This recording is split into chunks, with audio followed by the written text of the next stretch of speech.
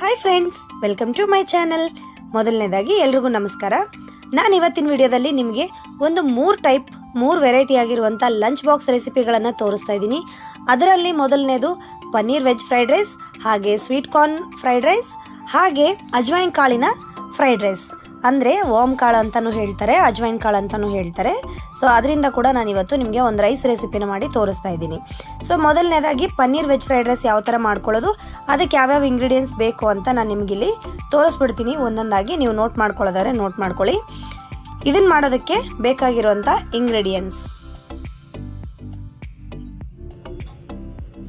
Paneer rice ಮಾಡೋದಕ್ಕೆ ನಾನು ಇಲ್ಲೆಲ್ಲ ರೆಡಿ ಮಾಡಿ ಇಟ್ಕೊಂಡಿದ್ದೀನಿ. ಸೊ ಇದು ಪನ್ನೀರ್, ಕ್ಯಾರೆಟ್ ಮತ್ತೆ ಬೀನ್ಸ್, ಕ್ಯಾಪ್ಸಿಕಮ್ ಉದ್ದ ಪೀಸಸ್ ಆಗಿ ಕಟ್ ಮಾಡಿ ಇಟ್ಕೊಂಡಿದ್ದೀನಿ. ನಂತರ ಈರುಳ್ಳಿ ಮತ್ತೆ ಶುಂಠಿ, ಹಸಿಮೆಣಸಿನಕಾಯಿ ರೆಡಿ ಮಾಡಿ ಇಟ್ಕೊಂಡಿದ್ದೀನಿ. ಹಾಗೆ ಸ್ವಲ್ಪ ಕೊತ್ತಂಬರಿ ಸೊಪ್ಪು ಮತ್ತೆ ಕರಿಬೇವು ಸೊಪ್ಪು. ನಂತರ ರೈಸ್ ಅನ್ನ ಆಲ್ರೆಡಿ ನಾನು ರೆಡಿ ಮಾಡಿ ಇಟ್ಕೊಂಡಿದ್ದೀನಿ. ನಿಮಗ್ ಬೇಕಾದ್ರೆ ನೀವು ಬಿಸಿ ರೈಸ್ ಅನ್ನ, ನಾನು ಬಿಸಿ ರೈಸ್ ಇಂದನೇ ಸದ್ಯಕ್ಕೆ ಮಾಡ್ತಾ ಇದ್ದೀನಿ. ನಿಮಗ್ ಬೇಕಂದ್ರೆ ನೀವು ಉಳಿದಿರೋ ಅನ್ನದಿಂದ ಕೂಡ ಪನ್ನೀರ್ ವೆಜ್ ಫ್ರೈಡ್ ರೈಸ್ ನ ಮಾಡ್ಕೋಬಹುದು. ನಾನು ರೈಸ್ ಇವಾಗ ಮಾಡಿ ಇಟ್ಕೊಂಡಿರೋದು, ತಣ್ಣಗೆ ಮಾಡಿ ಇಟ್ಕೊಂಡಿದ್ದೀನಿ. ಸೊ ಇವಾಗ ಸ್ಟಾರ್ಟ್ ಮಾಡೋಣ ಬನ್ನಿ ರೆಸಿಪಿನ. ಮೊದಲನೇದಾಗಿ ಇಲ್ಲೊಂದು ದೊಡ್ಡದಾಗಿ ಸ್ಟೀಲ್ ಕಡಾಯಿ ತಗೊಂಡಿದ್ದೀನಿ. ರೈಸ್ ಐಟಮ್ ನೀವೇನಾದ್ರೂ ಮಾಡ್ಕೊಳ್ತೀರಾ ಅಂತ ಅನ್ನೋದಾದ್ರೆ ಕಬ್ಬಿಣದ್ದು ಅಥವಾ ಸ್ಟೀಲ್ ಕಡಾಯಿನ ಜಾಸ್ತಿ ಯೂಸ್ ಮಾಡಿ, ಚೆನ್ನಾಗಿರುತ್ತೆ. ಈಗ 1 ಟೇಬಲ್ ಸ್ಪೂನ್ ಅಷ್ಟು ಎಣ್ಣೆ ಹಾಕೊಳ್ತಾ ಇದ್ದೀನಿ. ನಾನು ಮಾಡ್ತಾ ಇರುವಂಥ ರೈಸ್ ರೆಸಿಪಿ 3 ಜನ ಅಥವಾ 3 ರಿಂದ 4 ಜನ ಊಟ ಮಾಡುವಷ್ಟು ರೈಸನ್ನು ಮಾಡ್ತಾ ಇದ್ದೀನಿ ನಾನಿಲ್ಲಿ. ಎಣ್ಣೆ ಚೆನ್ನಾಗಿ ಬಿಸಿಯಾದ ನಂತರ ಹೋಲ್ ಗರಂ ಮಸಾಲನ ಹಾಕೋಬೇಕಾಗತ್ತೆ. 1 ಇಂಚಷ್ಟು ಚಕ್ಕೆ, 1 ಏಲಕ್ಕಿ, ಒಂದು 3 ರಿಂದ 4 ಲವಂಗನ ಹಾಕೋಬೇಕಾಗತ್ತೆ. ಹಾಕೊಂಡು ಚೆನ್ನಾಗಿ ಫ್ರೈ ಮಾಡಿಕೊಂಡು ನಂತರ ಅದಕ್ಕೆ ಹಸಿಮೆಣಸಿನಕಾಯಿ ಹಾಕೋಬೇಕಾಗತ್ತೆ. ಹಸಿಮೆಣಸಿನಕಾಯಿ ಸ್ವಲ್ಪ ಚೆನ್ನಾಗಿ ಫ್ರೈ ಮಾಡ್ಕೋಬೇಕಾಗತ್ತೆ. ಇದರಲ್ಲಿ ಹಸಿಮೆಣಸಿನಕಾಯಿ ಫ್ರೈ ಮಾಡ್ಕೊಳ್ಳೋದ್ರಿಂದ ರೈಸ್ಗೆ ಒಳ್ಳೆ ಟೇಸ್ಟ್ ಕೊಡುತ್ತೆ, ಹಾಗೆ ಖಾರ ಕೂಡ ಚೆನ್ನಾಗಿ ಸಿಗುತ್ತೆ ನಿಮಗೆ ರೈಸ್ಗೆ. ನಂತರ 1 ಸ್ಪೂನಷ್ಟು ಶುಂಠಿ ಪೇಸ್ಟನ್ನು ಹಾಕೊಳ್ತಾ ಇದ್ದೀನಿ. ನಂತರ ಶುಂಠಿ ಪೇಸ್ಟ್ ಎಲ್ಲ ಹಸಿ ಸ್ಮೆಲ್ ಹೋಗೋ ತನಕ ಫ್ರೈ ಮಾಡಿಕೊಂಡು ನಂತರ ಈರುಳ್ಳಿನ ಉದ್ದ ಕಟ್ ಮಾಡಿ ಇಟ್ಕೊಂಡಿರುವಂಥ ಈರುಳ್ಳಿನ ಹಾಕೊಳ್ತಾ ಇದ್ದೀನಿ. ನಂತರ 1 ಕಡ್ಡಿಯಷ್ಟು ಕರಿಬೇವು ಸೊಪ್ಪನ್ನು ಹಾಕೊಳ್ತಾ ಇದ್ದೀನಿ. ಈರುಳ್ಳಿನ ಚೆನ್ನಾಗಿ ಫ್ರೈ ಮಾಡ್ಕೋಬೇಕಾಗತ್ತೆ. ಈರುಳ್ಳಿ ಚೆನ್ನಾಗಿ ಫ್ರೈ ಆದ ನಂತರ ಕ್ಯಾರೆಟು ಮತ್ತು ಬೀನ್ಸನ್ನು ಕಟ್ ಮಾಡಿ ಇಟ್ಕೊಂಡಿದ್ದೀನಿ. ನಾನಿಲ್ಲಿ ಸ್ವಲ್ಪ ಉದ್ದವಾಗಿ ಕಟ್ ಮಾಡಿ ಇಟ್ಕೊಂಡಿದ್ದೀನಿ. ಫ್ರೈಡ್ ರೈಸ್ಗಳಿಗೆಲ್ಲ ತೆಳ್ಳಗೆ ಉದ್ದಕ್ಕೆ ನೀವು ತರಕಾರಿ ಕಟ್ ಮಾಡಿ ಹಾಕೊಂಡ್ರೆ ತುಂಬ ಚೆನ್ನಾಗಿರುತ್ತೆ, ನೋಡೋದಕ್ಕೂ ಚೆನ್ನಾಗಿರುತ್ತೆ, ಹಾಗೆ ಟೇಸ್ಟ್ ಕೂಡ ಚೆನ್ನಾಗಿರುತ್ತೆ. ನೀವು ಫ್ರೈಡ್ ರೈಸ್ ಮಾಡ್ಕೊಳ್ಳೋದಾದರೆ ಯಾವುದೇ ತರಕಾರಿಗಳಾಗಲಿ ಜಾಸ್ತಿ ಬೇಯಿಸ್ಕೋಬಾರ್ದು, ಸ್ವಲ್ಪ ಬೇಯಿಸ್ಕೊಂಡ್ರೆ ಸಾಕು, ಜಸ್ಟ್ ಒಂದ್ಸರಿ ಫ್ರೈ ಮಾಡಿಕೊಂಡ್ರೆ ಸಾಕಾಗತ್ತೆ. ನಂತರ ನಾನಿಲ್ಲಿ ಕ್ಯಾಪ್ಸಿಕಮ್ ಕೂಡ ಹಾಕ್ಕೊಂಡಿದ್ದೀನಿ.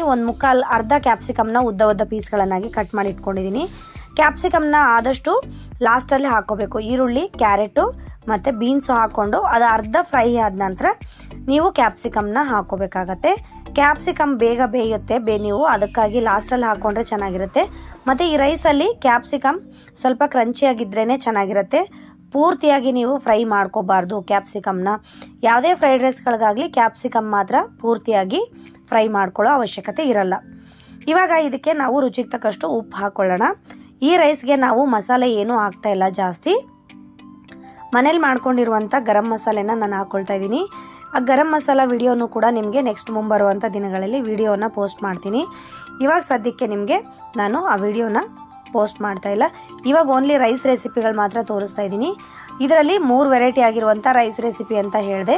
ಸೊ ಇವಾಗ ಈ ವಿಡಿಯೋನ ಎಲ್ಲೂ ಸ್ಕಿಪ್ ಮಾಡಿದಿರ ನೋಡಿ. ನಿಮಗೆ ಈ ವಿಡಿಯೋದಲ್ಲಿರುವಂಥ ರೆಸಿಪಿ ಅರ್ಥ ಆಗೋದಕ್ಕೆ ವಿಡಿಯೋನ ಕಂಪಲ್ಸರಿ ಎಲ್ಲೂ ಸ್ಕಿಪ್ ಮಾಡಿದಿರ ನೋಡಬೇಕಾಗತ್ತೆ. ಇವಾಗ ನಾನಿಲ್ಲಿ ಹೇಳಿದ್ನಲ್ವ ನಿಮಗೆ, ಮನೆಯಲ್ಲೇ ಮಾಡ್ಕೊಂಡಿರುವಂಥ ಗರಂ ಮಸಾಲೆನ 1 ಸ್ಪೂನಷ್ಟು ಹಾಕ್ಕೊಂಡಿದ್ದೀನಿ. ಹಾಗೆ ರುಚಿಗೆ ತಕ್ಕಷ್ಟು ಉಪ್ಪು ಹಾಕ್ಕೊಳ್ತಾ ಇದ್ದೀನಿ. ಸೊ ನಾವು ಈ ಫ್ರೈಡ್ ರೈಸ್ಗೆ ಹಾಕ್ಕೊಳ್ತಾ ಇರುವಂಥ ಮಸಾಲೆಗಳು ಇಷ್ಟೇ: ಉಪ್ಪು ಹಾಗೆ ಗರಂ ಮಸಾಲ. ನಾವು ಖಾರಕ್ಕೆ ಆಲ್ರೆಡಿ ಮೆಣಸಿನ್ಕಾಯಿನ ಹಾಕ್ಕೊಂಡಿದ್ದೀವಿ. ಈಗ ಫೈನಲ್ ಆಗಿ ಪನ್ನೀರನ್ನು ಈ ಥರ ಕ್ಯೂಬ್ಸ್ ಆಗಿ ಕಟ್ ಮಾಡಿಕೊಂಡು ಹಾಕ್ಕೊಳ್ಳಿ. ನೀವು ಮನೆಯಲ್ಲಿ ರೈಸ್ಗೆ ಯಾವ ಥರ ನೀವು ಬೇಕೋ ಆ ಥರ ಪನ್ನೀರನ್ನು ನೀವು ಚಿಕ್ಕದಾಗಿ ಬೇಕಾದರೆ ಚಿಕ್ಕದಾಗಿ ಕಟ್ ಮಾಡಿ ಹಾಕ್ಕೊಳ್ಳಿ. ದೊಡ್ಡದು ಬೇಕಂದರೆ ಸ್ವಲ್ಪ ದೊಡ್ಡದಾಗಿ ಕಟ್ ಮಾಡಿಬಿಟ್ಟು ಹಾಕೋಬೇಕಾಗತ್ತೆ. ಇಲ್ಲಿ ನಾನು ಸ್ವಲ್ಪ ದೊಡ್ಡದಾಗಿ ಕಟ್ ಮಾಡಿ ಹಾಕ್ಕೊಂಡಿದ್ದೀನಿ. ಯಾಕಂದರೆ ರೈಸಲ್ಲಿ ಮಿಕ್ಸ್ ಮಾಡಬೇಕಾದ್ರೆ ಪನ್ನೀರು ಕಾಣಿಸಲ್ಲ, ಚಿಕ್ಕದಾಗಿ ಮಾಡಿಕೊಂಡ್ರೆ ಮ್ಯಾಶ್ ಆಗೋ ಚಾನ್ಸಸ್ ಇರುತ್ತೆ. ಹಾಗಾಗಿ ನಾನು ಸ್ವಲ್ಪ ದೊಡ್ಡ ಪೀಸ್ಗಳನ್ನಾಗಿ ಹಾಕಿ ಮಿಕ್ಸ್ ಮಾಡ್ಕೊಂಡಿದ್ದೀನಿ. ಇವಾಗ ಫೈನಲ್ ಆಗಿ ನಾವು ರೈಸನ್ನು ರೆಡಿ ಮಾಡಿ ಇಟ್ಕೊಂಡಿರುವಂಥ ರೈಸನ್ನು ಈ ಮಸಾಲೆಗೆ ಹಾಕ್ಕೊಂಡು ಮಿಕ್ಸ್ ಮಾಡ್ಕೊಳ್ಳೋಣ. ನಾನಿಲ್ಲಿ 1 ಬೌಲಷ್ಟು ರೈಸನ್ನು ತೊಗೊಳ್ತಾ ಇದ್ದೀನಿ. ಆಗಲೇ ಹೇಳ್ದಂಗೆ 3 ರಿಂದ 4 ಜನ ಊಟ ಮಾಡುವಷ್ಟು ರೈಸಿಂದ ನಾನು ಪನ್ನೀರ್ ಫ್ರೈಡ್ ರೈಸನ್ನು ಮಾಡ್ತಾಯಿದ್ದೀನಿ. ಈ ರೈಸ್ ಐಟಮ್ ನಿಮಗೆ ಲಂಚ್ ಬಾಕ್ಸ್ಗಳಿಗೆ, ಡಿನ್ನರ್ಗೆ, ಹಾಗೆ ಮಾರ್ನಿಂಗ್ ಬ್ರೇಕ್ಫಾಸ್ಟ್ಗೂ ಕೂಡ ತುಂಬ ಚೆನ್ನಾಗಿರುತ್ತೆ. ಸೊ ಪನ್ನೀರಲ್ಲಿ ಪ್ರೋಟೀನ್ ಜಾಸ್ತಿ ಇರುತ್ತೆ, ತರಕಾರಿಗಳಲ್ಲಿ ಮಕ್ಕಳಿಗೆ ಬೇಕಾಗಿರುವಂಥ ನ್ಯೂಟ್ರಿಷನ್ ಎಲ್ಲ ಸಿಗುತ್ತೆ. ಹಾಗಾಗಿ ನಿಮಗೆ ಈ ರೈಸು ಹೆಲ್ದಿ ಅಂತಲೇ ಹೇಳ್ಬೋದು. ಈ ರೈಸ್ ಮಾಡಿಕೊಂಡ್ರೆ ಜೊತೆಗೆ ತರಕಾರಿ ಪಲ್ಯಗಳಾಗಿರ್ಬೋದು ಅಥವಾ ಆ ಥರ ಏನು ನಿಮಗೆ ಕೊಡೋ ಮೊಸರು ಆಗಿರ್ಬೋದು ಕೊಡೋ ಅವಶ್ಯಕತೆನೇ ಇರಲ್ಲ. ಹಾಗೆ ಈ ರೈಸ್ ಜೊತೆಗೆ ನಮಗೇನು ಬೇಕಾಗಿಲ್ಲ. ಇಷ್ಟಪಡೋರಾದರೆ ಸ್ವಲ್ಪ ಟೊಮೆಟೊ ಕೆಚಪ್ ಜೊತೆಗೆ ಈ ರೈಸನ್ನು ನೀವು ಸರ್ವ್ ಮಾಡ್ಕೋಬೋದು. ಇದರ ಜೊತೆ ಇಷ್ಟಪಡೋರು ಮೊಸರು ಹಾಕ್ಕೊಂಡು ಕೂಡ ತೊಗೋಬೋದು. ಬಟ್ ಇದಕ್ಕೆ ಮೊಸರಿನ ಅವಶ್ಯಕತೆ ಕೂಡ ಇರಲ್ಲ, ಯಾಕಂದರೆ ನಾವು ಇದರಲ್ಲಿ ಸಾಕಾಗಷ್ಟು ಆಲ್ರೆಡಿ ಪನ್ನೀರ್ ಹಾಕಿದ್ದೀವಿ. ಪನ್ನೀರಲ್ಲೇ ಬೇಕಾಗುವಷ್ಟು ಪ್ರೋಟೀನ್ ನಿಮಗೆ ಸಿಗುತ್ತೆ. ಹಾಗಾಗಿ ಮೊಸರಿನ ಅವಶ್ಯಕತೆ ಕೂಡ ಇದರಲ್ಲಿ ಇರಲ್ಲ. ಈ ರೈಸ್ ನಿಮಗೆ ಲಂಚ್ ಬಾಕ್ಸ್ ರೆಸಿಪಿ ಅಂತಲೇ ಹೇಳ್ಬೋದು. ಫೈನಲ್ ಆಗಿ ನಮ್ಮ ಪನ್ನೀರ್ ಫ್ರೈಡ್ ರೈಸ್ ರೆಡಿಯಾಗಿದೆ. ಇವಾಗ ಲಾಸ್ಟಲ್ಲಿ ಸ್ವಲ್ಪ ಕೊತ್ತಂಬರಿ ಸೊಪ್ಪನ್ನು ಹಾಕ್ಕೊಂಡು ರೈಸನ್ನು ರೆಡಿ ಮಾಡ್ಕೊಳ್ಳೋಣ. ಸೊ ಫ್ರೆಂಡ್ಸ್, ನೋಡಿದ್ರಲ್ವ ಈ ರೈಸ್ ರೆಸಿಪಿ. ಇವತ್ತಿನ ವಿಡಿಯೋ ಇದಾಗಿತ್ತು. ಈ ವಿಡಿಯೋ ನಿಮ್ಗೆ ಇಷ್ಟ ಆದರೆ ತಪ್ಪದೇ ಒಂದು ಲೈಕ್ ಮಾಡಿ ಆ್ಯಂಡ್ ಶೇರ್ ಮಾಡಿ. ಇದುವರೆಗೂ ಯಾರೆಲ್ಲ ನನ್ನ ಚಾನಲ್ಗೆ ಸಬ್ಸ್ಕ್ರೈಬ್ ಮಾಡ್ಕೊಂಡಿಲ್ವೋ ಅವರೆಲ್ಲ ದಯವಿಟ್ಟು ಸಬ್ಸ್ಕ್ರೈಬ್ ಮಾಡ್ಕೊಳ್ಳಿ. ಮತ್ತಷ್ಟು ಹೊಸ ವಿಡಿಯೋಗಳನ್ನು ಪೋಸ್ಟ್ ಮಾಡ್ತೀನಿ. ಹಾಗೆ ಈ ವಿಡಿಯೋದ ಬಗ್ಗೆ ನಿಮ್ಮ ಅನಿಸಿಕೆಗಳನ್ನು ನನಗೆ ಕಾಮೆಂಟ್ ಮಾಡಿ ತಿಳಿಸಿ. ನೀವು ಮಾಡುವಂಥ ಕಾಮೆಂಟ್ ನನಗೆ ನೆಕ್ಸ್ಟ್ ಬರುವಂಥ ವಿಡಿಯೋಗಳನ್ನು ಮಾಡೋದಕ್ಕೆ ಒಂದು ಬೂಸ್ಟರ್, ಎನರ್ಜಿ ಬೂಸ್ಟರ್ ಅಂತಲೇ ಹೇಳ್ಬೋದು. ಸೊ ನಮ್ಮ ಪನ್ನೀರ್ ಫ್ರೈಡ್ ರೈಸ್ ಫೈನಲ್ ಆಗಿ ರೆಡಿ ಆಯಿತು. ಸೊ ನೋಡಿ, ಕಾಣಿಸ್ತಾ ಇದೆ ಇಲ್ಲಿ. ವಿಡಿಯೋ ಇಷ್ಟ ಆಗಿದೆ ಅಂತ ಅಂದ್ಕೊಂಡಿದ್ದೀನಿ. ತಪ್ಪದೆ ಒಂದು ಲೈಕ್ ಮಾಡಿ ಫ್ರೆಂಡ್ಸ್.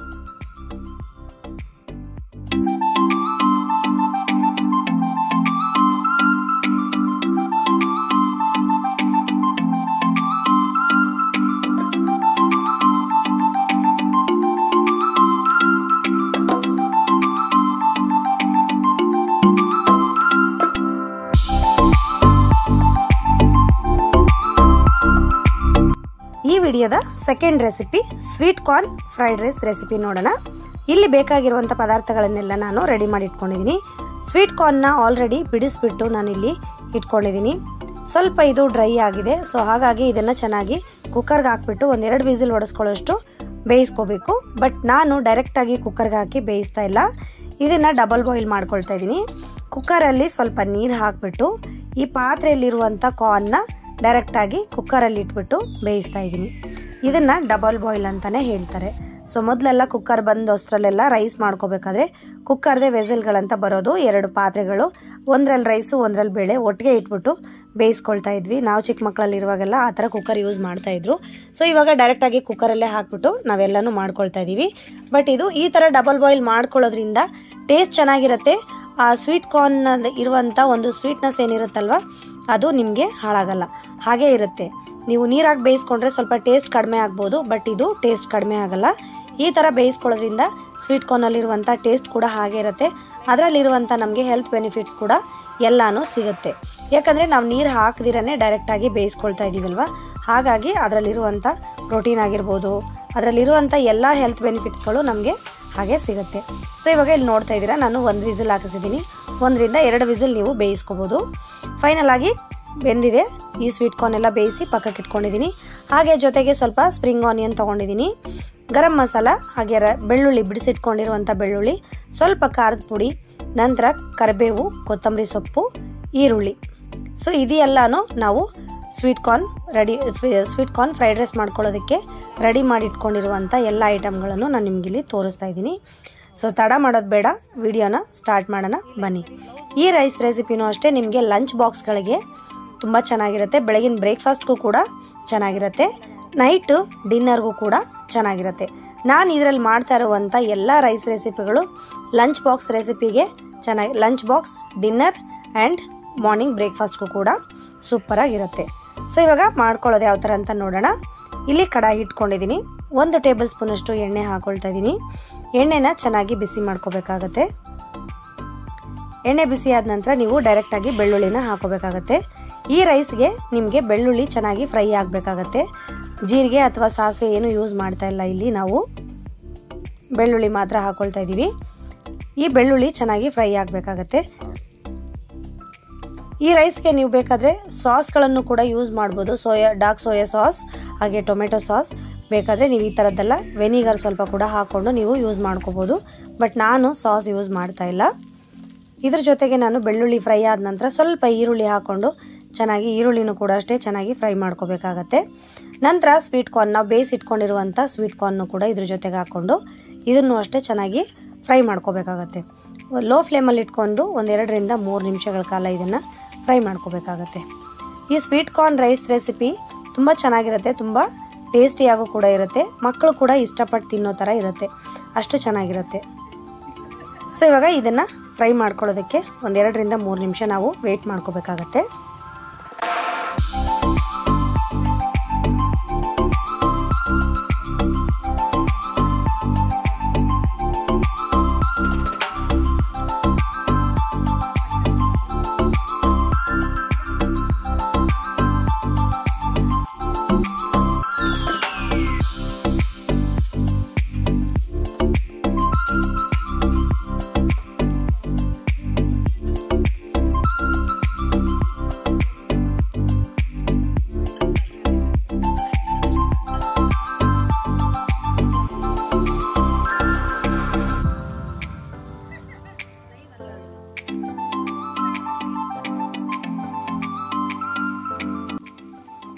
ಈಗ ಇದಕ್ಕೆ ರುಚಿಗೆ ತಕ್ಕಷ್ಟು ಉಪ್ಪು ಹಾಕ್ಕೊಳ್ತಾ ಇದ್ದೀನಿ.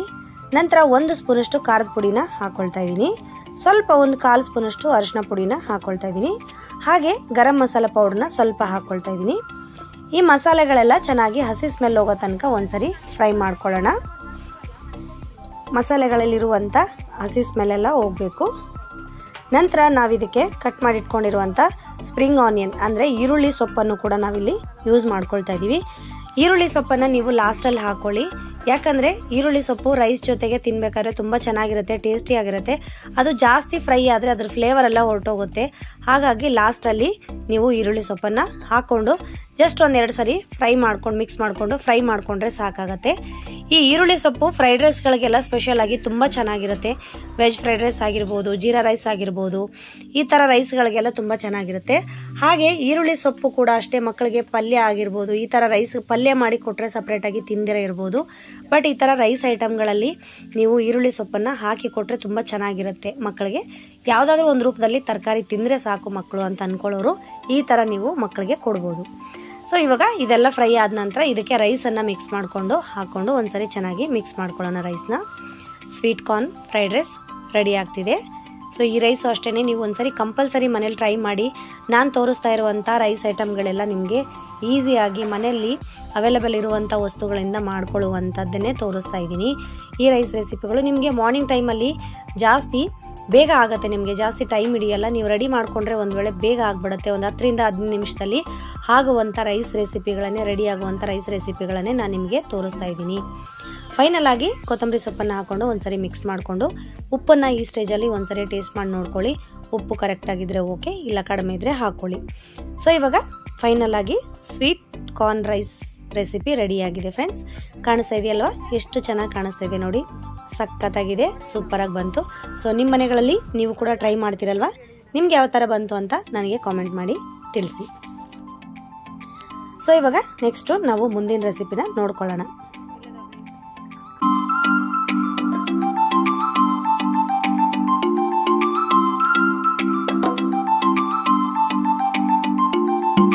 ರೆಸಿಪಿಲಿ ಥರ್ಡ್ ಒನ್ ಮಾಡ್ಕೊಳ್ತಾ ಇರೋದು 3ನೇ ರೆಸಿಪಿ ಅಜ್ವೈನ್ ಕಾಳು ರೆಸಿಪಿ ಮಾಡ್ಕೊಳ್ತಾ ಇದ್ದೀನಿ.